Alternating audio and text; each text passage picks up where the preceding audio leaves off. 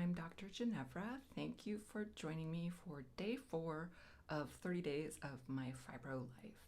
Today I'm going to be talking about how you can build your fibromyalgia support team.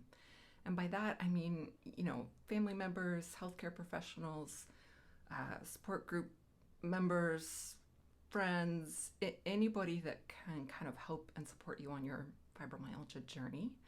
The first place to really look is among your healthcare providers. I really hope that they are on your team. Unfortunately, a lot of my patients in the past tell me they've had a hard time finding healthcare providers that were really supportive of them. I certainly think and hope that that's changing, but my recommendation would be, if you're at all able to keep trying healthcare providers, particularly that primary care provider that helps direct your care. Keep trying ones until you find one that really you find helpful and feel like is on your team. The second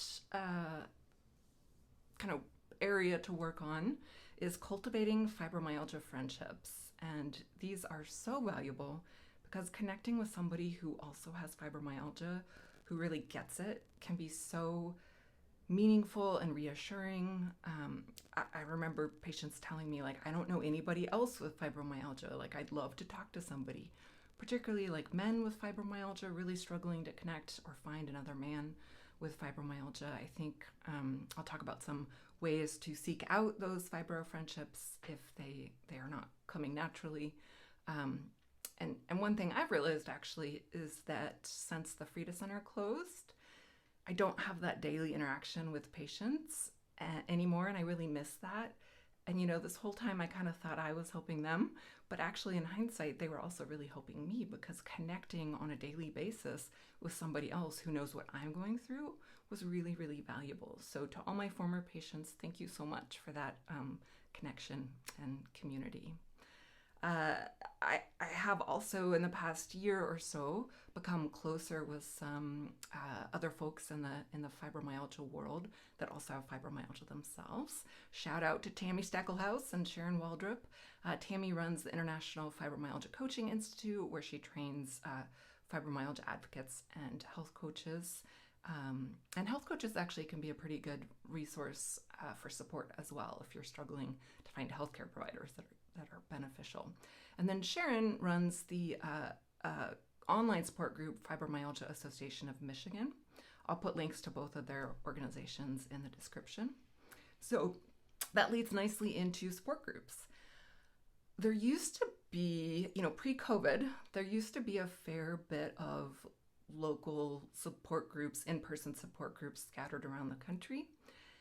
But since COVID, and since one of the main kind of national fibromyalgia advocacy organizations is a little bit in hibernation right now, because the founder is dealing with some of her own, health issues, I believe. So because that NFMCPA is not as active, they used to have on their website kind of a directory of support groups, but that's not really being updated anymore. So I'm not aware of any good kind of resource for national support groups. If you're aware of any resource like that, or if you're aware of any local or online support group options that I don't mention in this video, please leave information in the comments below. That will be super helpful to everybody watching this with fibromyalgia. So another way to kind of find that support is in Facebook groups that are around topics dealing with fibromyalgia. And then there is kind of 2 online support group options that I know about. The first is run by Sharon, I think it's called the Fibromyalgia Association of Michigan.